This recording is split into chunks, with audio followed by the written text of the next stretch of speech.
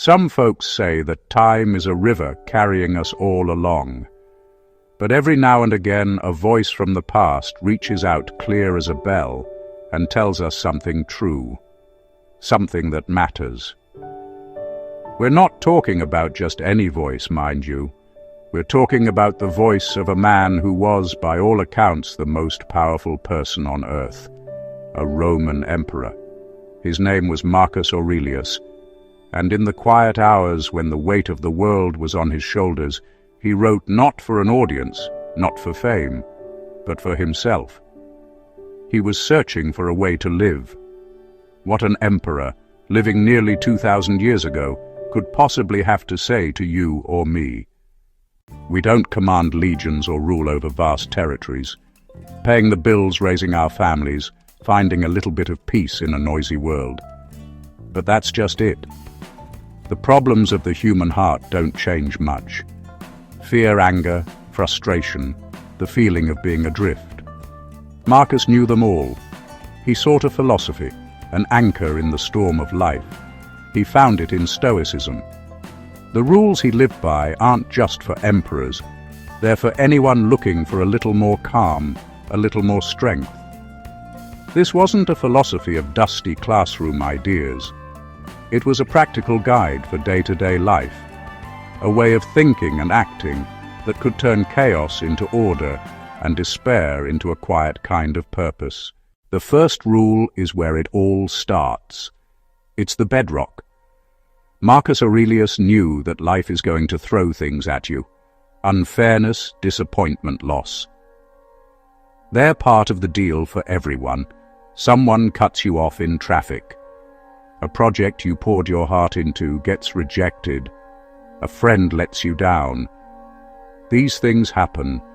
They are events, plain and simple. Like rocks falling in a field. They are neither good nor bad on their own. They just are. It's what happens next, inside our own heads, that makes all the difference in the world. It's the story we tell ourselves about that rock. We don't just see the event, we rush to pass judgment on it. We declare it a disaster, an insult, a catastrophe. This is terrible, we say. My day is ruined.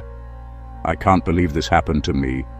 And right there, in that moment of judgment, that's where the suffering begins. It's not the traffic jam that causes the anger. It's the judgment that it should not be happening, that it's a personal affront to your schedule.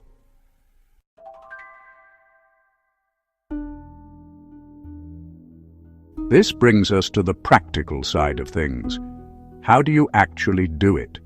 How do you stop that knee-jerk reaction that brings on the anger or the anxiety? The actionable step is simple to say, but it takes a lifetime of practice. It is the sacred pause. When something happens, an email with bad news, a critical comment, an unexpected bill, your first instinct is to react, to judge it immediately. The Stoic practice is to resist that instinct. Create a small buffer of time, just a breath, between the stimulus and your response. In that quiet moment, ask, what actually happened here? Separate the raw facts from the story you're telling yourself. Once you begin to control your judgments, the next rule flows from it as naturally as a river to the sea. It's the idea of the two domains. Imagine a simple circle.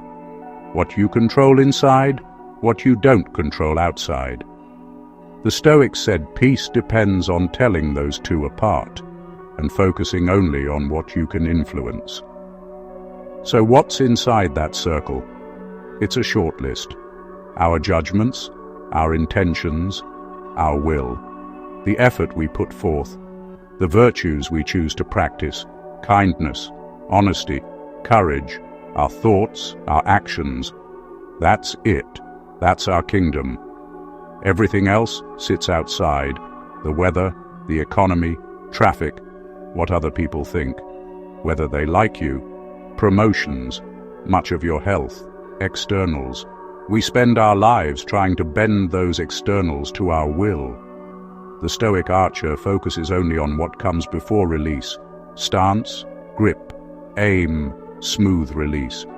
The flight isn't theirs to control. That separation is the key to tranquility. If you pour your energy, emotions, self-worth into externals, you invite constant frustration. Don't give the keys to your happiness away.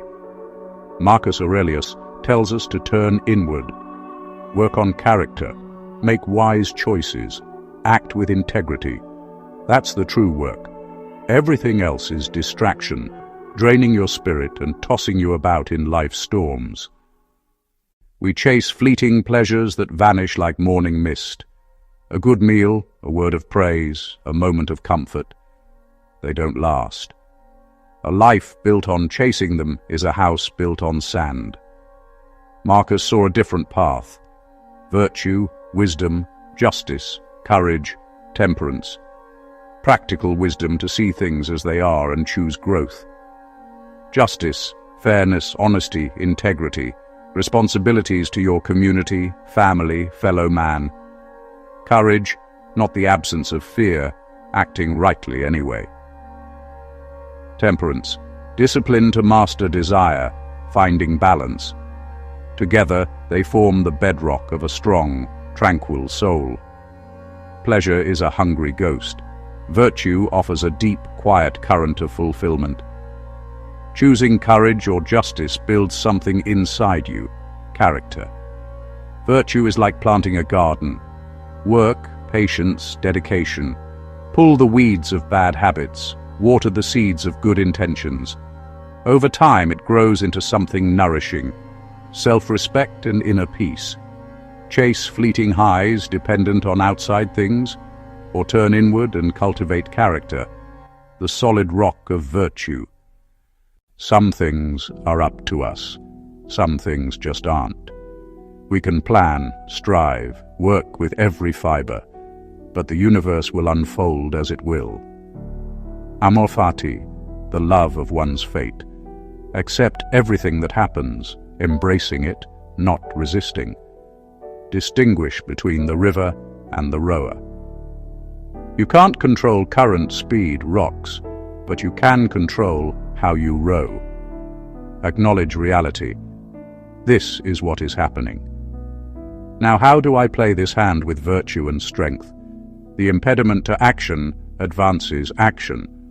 What stands in the way becomes the way. Every obstacle is not blocking your path, it is your path. Difficulties are training grounds for courage, resilience, patience. Become an alchemist. Transmute hardship into the gold of wisdom and character. See problems as puzzles, tests. Welcome challenges as prerequisites for strength. Ask, what virtue can this help me practice? How can I use this to become better? The obstacle is, and always will be, the way. To live according to nature is to live according to reason. Our unique gift, we can pause, reflect, choose by logic and principle. Make reason your guiding principle. Align thoughts, judgments, actions with what's logical, sensible, virtuous. Let reason light your path instead of stumbling through impulse. Don't drift. Examine beliefs. Question assumptions. Choose who you want to be and the principles you'll live by. What is not good for the hive is not good for the bee. We are social creatures. To live according to nature is to be a good social animal. Use your reason not just for your own tranquility, but for the benefit of the whole. Play your part, emperor or craftsman, parent or friend, with diligence, honesty, cooperation. Seek to be useful, not just important. Harmonize a rational mind and a social heart. The bee finds purpose not merely in honey, but in sustaining the hive. So do we. Memento mori. Remember you must die. Not despair, clarity. A focusing lens that shakes off trivialities. Arguments, deadlines, slights shrink beside the precious, finite nature of time. Ask if you'd be content doing this if it were your last act. Aim at legacy and character. The clock is ticking, not to panic you, but to inspire urgency, to love, to learn, to contribute, to live with purpose, right here, right now. Shift from blurry to sharp. No more someday. The time is now.